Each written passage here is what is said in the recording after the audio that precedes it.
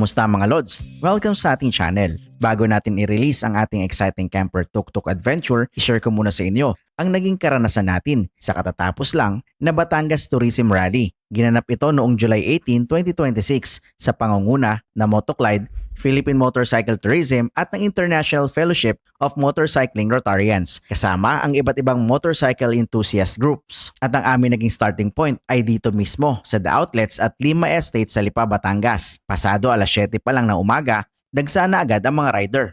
Layunin ng event na ito na i-promote ang turismo ng Batangas, lalong-lalo na ang ganda ng mga lugar sa paligid ng Taal Lake. Dito ko nga nakita ang mga naglalakihan, naggagwapuhan at mamahaling mga big bike. Pero sa lahat ng naroon, sobrang amazed na amazed ako na makita ko ng malapitan ang para sa akin ay pinakapoging motor sa lugar na ito, ang Honda Goldwing. Grabe, malamotor ni Scheider na pulis pang Kalawakan ng datingan. Kilala ito bilang isa sa pinakasikat at premium na luxury touring motorcycle sa buong mundo. Pamoso sa long rides dahil sa komportabling upuan, malalaking side panniers at top box. At napakaswabe nitong makina. Imaginein mo, armado ito ng 1,833cc na 6-cylinder flat 6 engine. Kasing laki ng mga makina ng kotse.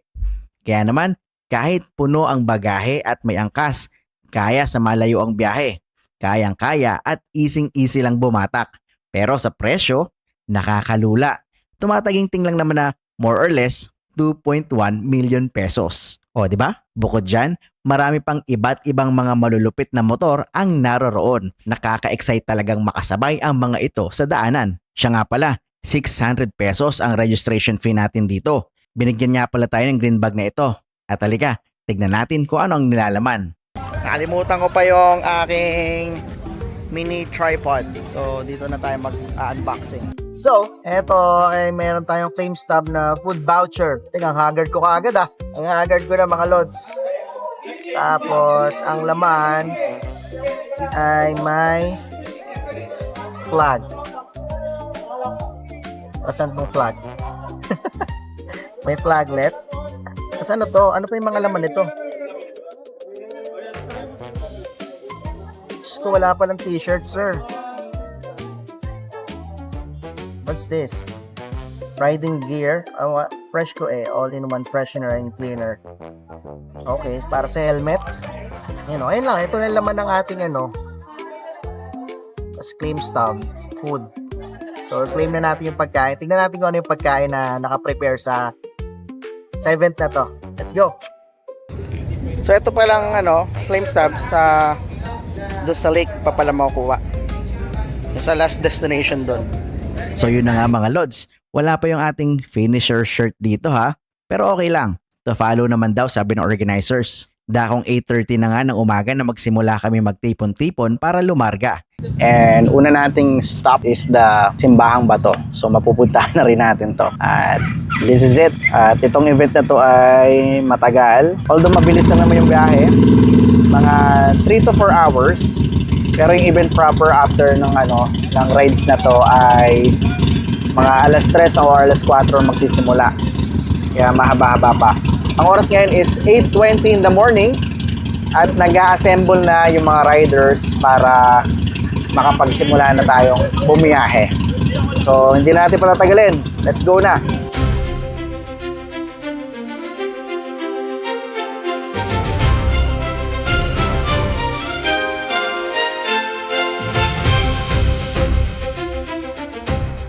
Sa kalsada pa lang, ramdam ko na ang tulin at lakas na dumadagongdong ng mga kasabay kong motor. Pero syempre, gamit ko pa rin ang ating reliable na Yamaha Mio Aerox version 1 na halos 8 years na sa akin. Napakarami na namin pinagdaanang malalayong biyahe nito at hanggang ngayon, buhay na buhay pa din at palaban. At ang aming naging ruta, dumaan kami sa bagong gawang Manila-Batangas Bypass Road South, kumanan sa Livisti Highway at tumawid sa Calabarzon Expressway. Dire-diretso lang ang aming biyahe sa Livisti Highway, pababa patungong Balete, Batangas. Dito sa Balete, nagkaroon na nga ng kanya-kanyang trail kung paano makakarating sa first destination. Marami ang nalito dahil medyo pasikot-sikot at maskip ang daanan. Sa kipot ng daanan dito, isang 4-wheel lang ang kakasya. Nakakaligaw talaga kung hindi ka pamilyar sa lugar. Mabuti na lang at 3 weeks ago, bago ang event na ito ay nakapagtaalop na tayo ng mag-isa. Kaya kahit papaano ay kabisado ko na ang kalsadang ito. Pero kahit ganon, nakakalito pa rin sa parting ito.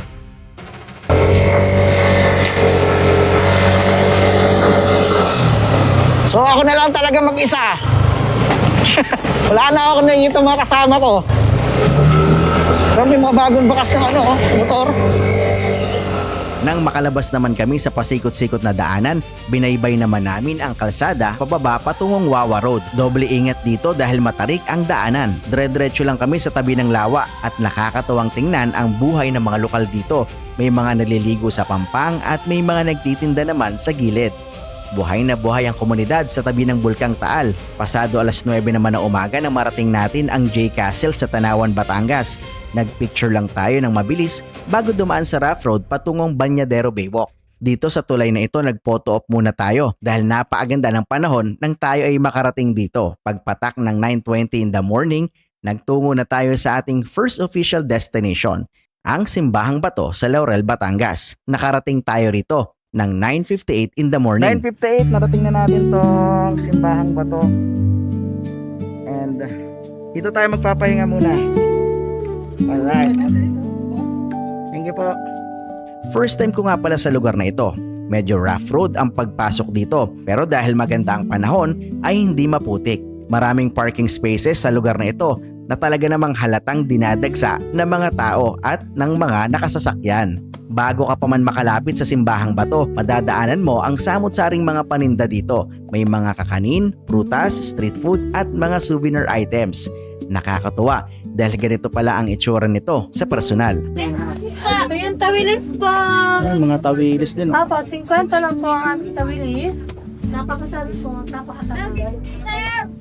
Ang dami rin mga dito. Ang dami rin mga kakanin. Daming pa sa biskuit. Ano kayo po, sir? Iba-ibang mga may kape rin, no? Tapos may mga religious items. Yan.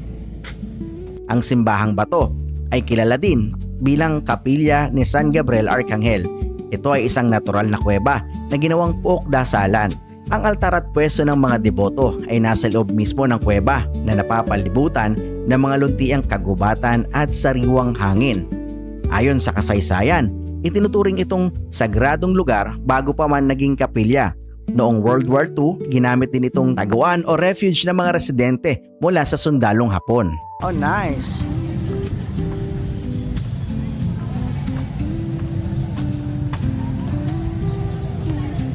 Ganito pala itsura niya sa personal.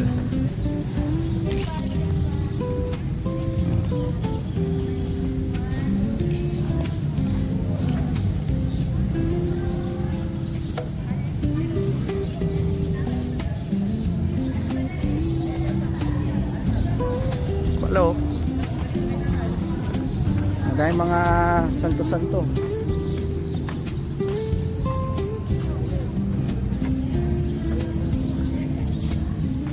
Simbahang Bato.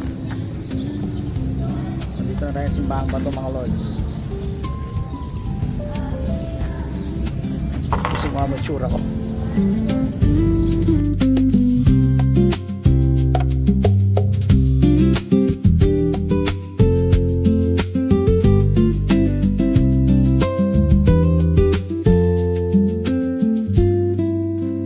So dito mayroon ding, what's this? Pwede ba inuman yan? Ang galing tong tubig na to.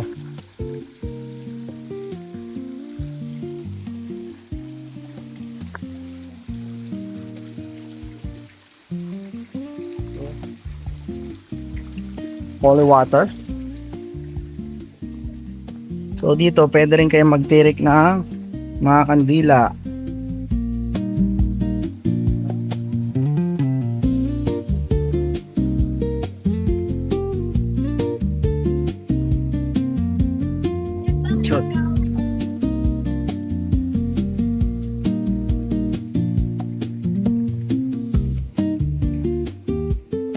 Ito naman yung mga CR.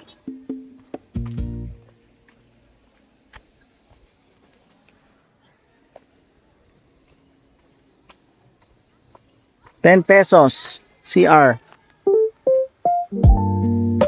Matapos naman sa simbahang bato, eto na, tikima na. Isang food trip naman tayo dyan, pampapawi ng pagod. Tinikman natin ang isa sa mga sikat na produkto rito, ang suman sa lihiya na may latik. 35 pesos lang ang bili ko rito, 2 pirasong kakanin na nakabalot sa dahon ng saging at 100 pesos naman ang 6 na piraso nito. Kapartner naman nito ang matamis na coconut syrup o yung latik. Meron tayo ditong biniling suman sa liya, 35 pesos.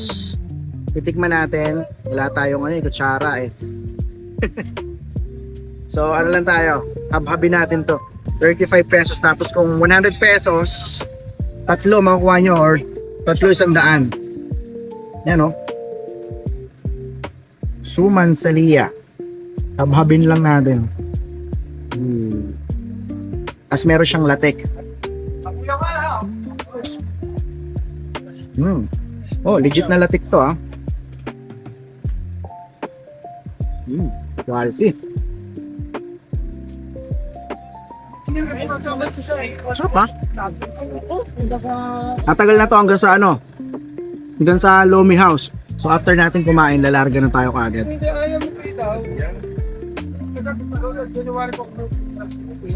At matapos nating matikman ang masarap na suman sa lihiya, bumili na rin tayo ng tubig na worth 35 pesos na ganito kalaki.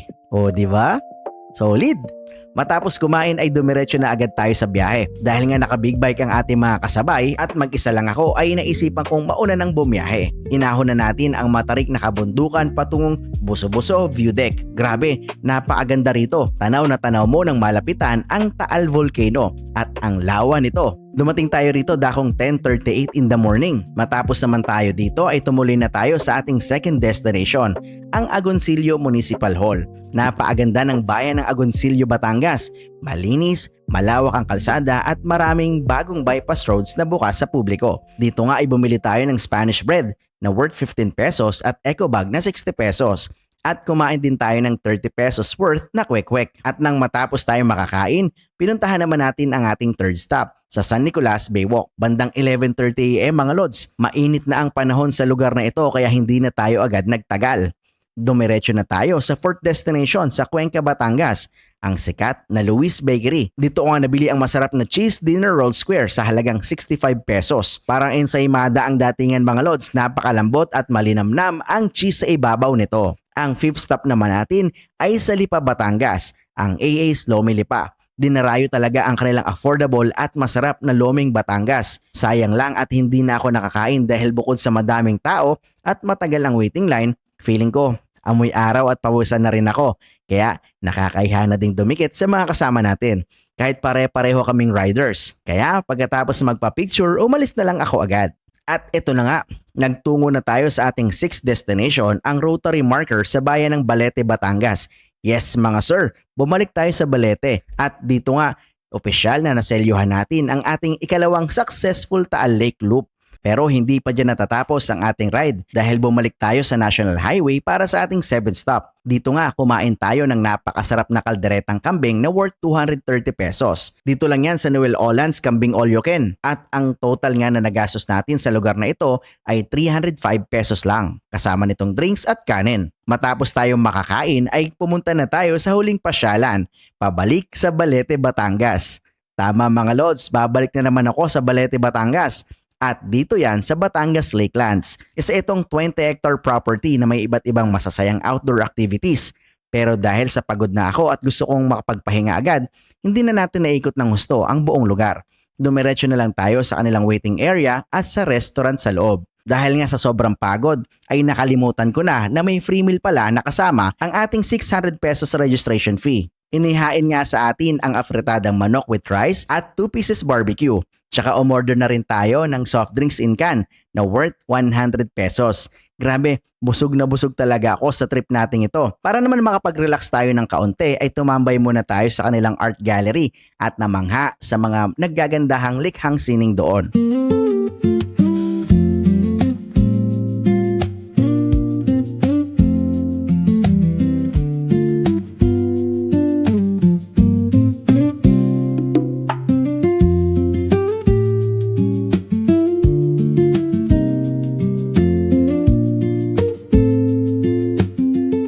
sa susunod nating pagbabalik dito ay matry naman natin at maipakita ko naman sa inyo ang mga outdoor activities nila. Matapos makapagpahinga ng kaunti, habang naghihintay tayo magsimula ang munting programa, humiga muna tayo sa malilim na damuhang ito. Sa totoo lang, ang sarap sa likod.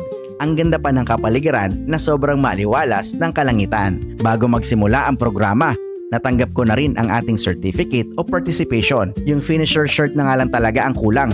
Hanggang sa ma-upload ko ang video na ito ay waiting pa rin tayo mga lods. Update ko na lang kayo sa mga susunod na video kung natanggap ko na ang ating shirt. Naging mabilis nga lang ang programa at punong-puno ito ng pasasalamat sa mga lumahok at mga tumulong. Dahil talaga namang matagumpay ang naging aktibidad at zero accident ang buong event. Safe ang lahat at yun naman talaga ang pinakamahalaga sa bawat ride. Nagkaroon din ng raffle at syempre, hindi din tayo pinalad. Pero okay lang yan, by chance naman talaga yon. Madami pa sana akong ikukwento sa inyo pero masyado nang mahaba ang ating adventure ngayon. On my next video, itutuloy na rin natin ang ating camper tuk-tuk adventure kaya abangan natin ito ha. So paano mga lods? Hanggang sa susunod natin mga biyahe. Siya nga pala, ang ating total na gastos ay tumataginting na 1,225 pesos. 580 pesos sa gas at para sa ating foods and souvenir ay tumataginting na 645 pesos. Kaya naging 1,225 pesos ang ating lahat na nagastos. Ako po si Rafi Rodriguez. Tandaan, ang buhay ay isang malaking paglalakbay. Kaya huwag kang matakot na harapin ang panibagong adventure dahil God is within you. So paano? Tara! Ang pangarap at pusong may laya, iwanan ang gulo, doon tayo sa payapa, sa mga tagong paraiso, doon magpapakita. Ako si Rafi Rodriguez, handang-handa na. Sa bawat hakbang may bagong kabanata. Tara na at sumama sa aking adventure. Sundan ang pintig ng kaligasang pure. Kung nasaan ang saya at positive energy, doon ang ating punta, walang pag-atubili. Lilibutin ang mundo, sisimulan sa atin. Ganda ng Pilipinas, ating palaganapin. Ako si Rafi Rodriguez, ang inyong kasama sa masayang adventure.